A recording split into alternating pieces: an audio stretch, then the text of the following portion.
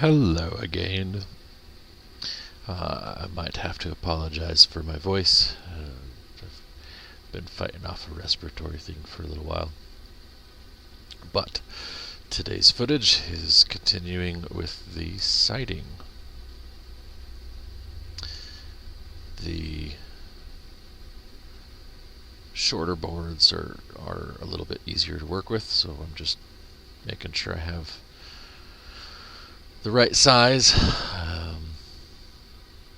These ended up producing quite a few offcuts, which worked out great because we need some rabbit hutches, and we'll get those built in a future video. But I was able to take the offcuts from making these shorter boards for the bump out and end up making 3 new nesting boxes for our rabbits.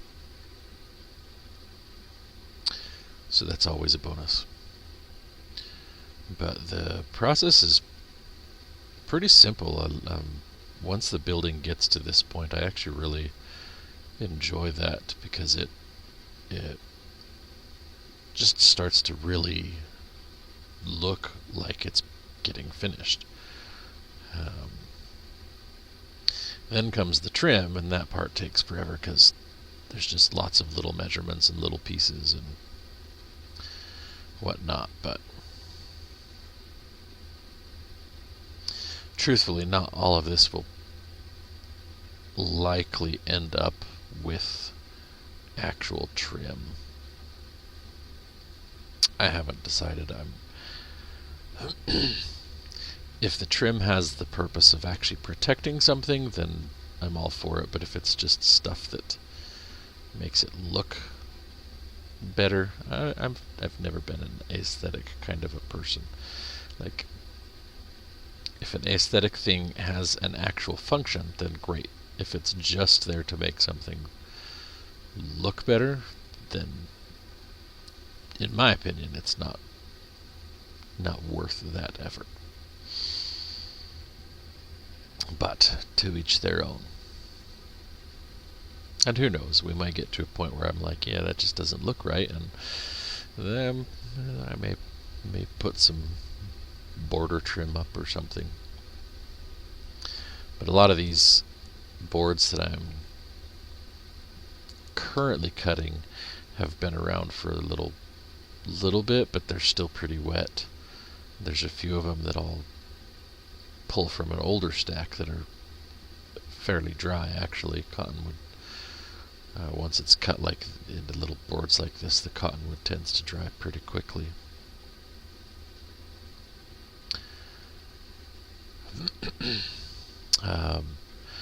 And I know in a previous video I was mentioning the advantages for the board and batten post and beam style. I guess post and beam style, not necessarily the board and batten. But anyway, the insulative values.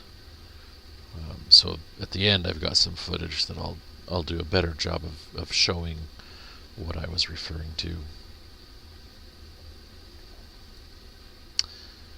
But I gotta get to that point first, so I figure I'll start with the angled pieces because they take a little bit more calculations.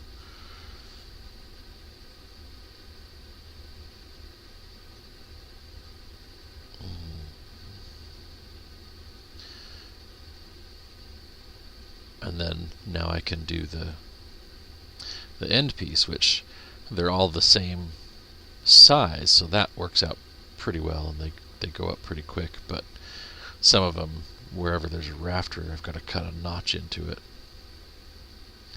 and so that takes a little bit of time and effort.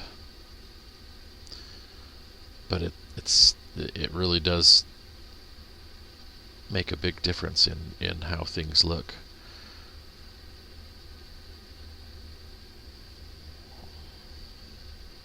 It also means I have to use a light much more often, which I guess is a little advantageous for filming because fewer, dark scenes, I guess. But since the light from the east and south is now totally blocked by wall, and the light from the west is pretty much blocked by the giant ash trees. It gets pretty dark in there. The GoPros don't like that.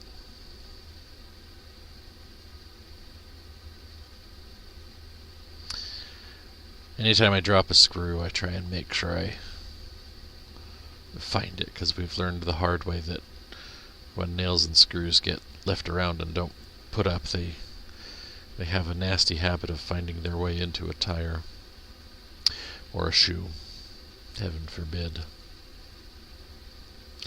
Tires are mostly just an inconvenience, since, a lot of tire places will fix a flat for free. But getting into a shoe, that's a different story. When I was young, I stepped on a nail. I actually was kind of angry at God for a lot of years. I was at a friend's house, and we were just goofing off, playing, hanging out. And he said, "Hey, I got something to show you." I was like, "All right." So we headed out to the backside of their property and into this little barn, old chicken coop or whatever, and it was full of boards everywhere. It was clearly being used as a storage place for lumber from a building that had been taken down. And we get back into this little back room, and he starts pulling out magazines, and they turned out to be porn magazines. And I thought, I don't need to be here. I don't need to see this. So I was like, I'm gonna go back out and I don't know. I don't remember what I said. I just let him know I was gonna leave. I might have even said I was gonna just head home then. I don't know. But anyway, as I was heading out of the barn, I stepped on a nail, and I totally didn't see it. It was on a board that was on the ground, and it was a big nail, and it went clean through my shoe and all the way up into my foot. Oh my gosh, it hurt. So I was screaming and crying, and they helped me out of the barn and into my parents' house, and his parents called mine. My mom showed up and took my shoe off, and my sock was totally soaked with blood. Got to the hospital, and they started cleaning it and flushing it out, and they could tell it was starting to get infected already, and they were worried that it was an infection called Pseudomonas arugalus. Anyway, it's a kind of a nasty virus that in adults, if you get it, it goes through and it like destroys the cartilage in your joints. So it's a particularly nasty bug. And the doctors were super worried that I get it, because one of the most common ways to get it is, oddly enough, stepping on a rusted nail with the nail going through the rubber of tennis shoes. So it is what it is. They wanted to make sure they got that treated properly, so I ended up spending 4 days, 3 nights in the hospital on a bunch of super powerful antibiotics, and they kept monitoring the foot, the wound, and it got well enough that they ended up allowing me to go home at that point. But they wanted the treatment for this was that they actually had to give you a 30-day course of antibiotics. So I still had 26 days. They gave us this. The doses were in these little plastic bottles that had a balloon on the inside filled with the antibiotic fluid, and they left the IV in my hand, and they showed my mom how to, change out the bottles, and 3 times a day I'd have to hook up. Maybe it was twice a day. I don't remember for sure now that I'm thinking about it, but a lot of days. We had a lot of those little bottles laying around. We'd have to give myself a dose of that. And we used to use them for all kinds of toys. The most common was a grenade. They were just the right size for a kid to hold on to and throw them as a grenade.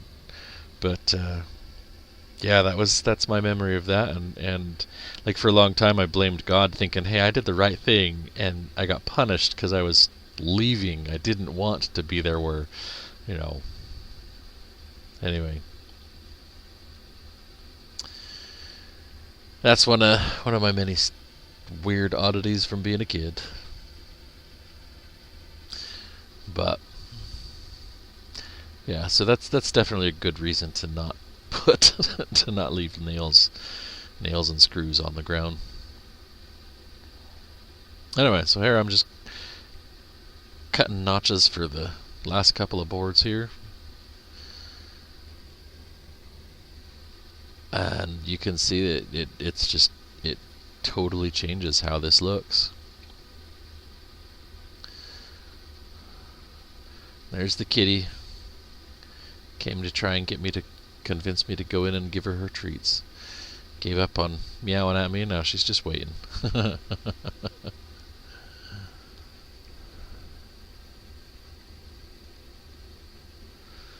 I'm just going through, and ideally when you do this with green lumber, you're supposed to put one screw in the center of each board for each girt. Every time I've done it, I don't feel like I can trust one screw. Maybe you can, I don't know. But I go through and put 3 in, and put them kind of at a make a angled slant out of them. That way there's enough screw there to hold it in place, but it still will leave, because they're all in the middle still. It'll allow the ends to shrink as they dry, so it still serves purpose. And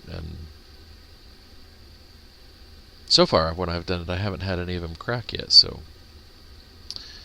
anyway, I'm just cleaning up tools at this point, so I'll switch over and do the camera footage and show the insulation value.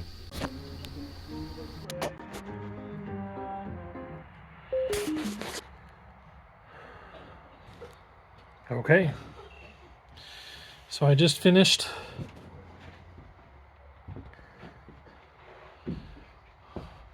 getting the first bump out all sighted in. So now it kind of, like, you get the feel for the fact that it's actually going to be a closet. So there will be a window here, and then hanging closet, and then there will be a dresser set here, and we'll play with it. It might be like one all the way to the floor, and the other one might have a drawer at the bottom.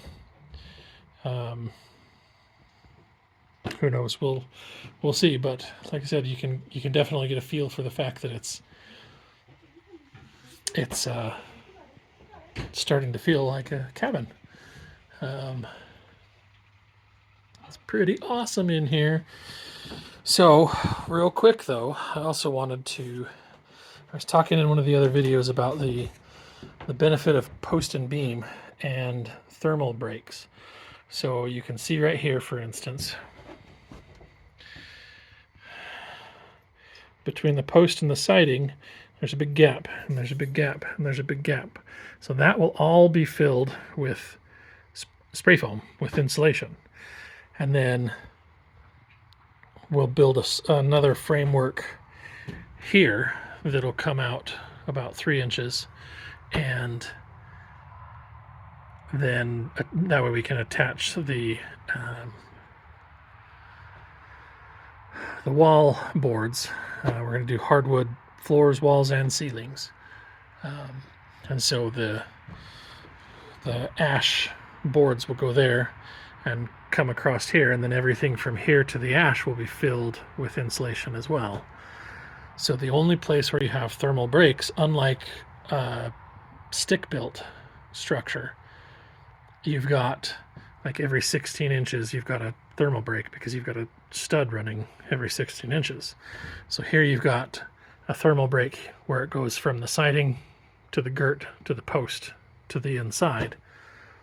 But I mean, admittedly, here isn't as good of insulation as right here, but it still has at least some insulation.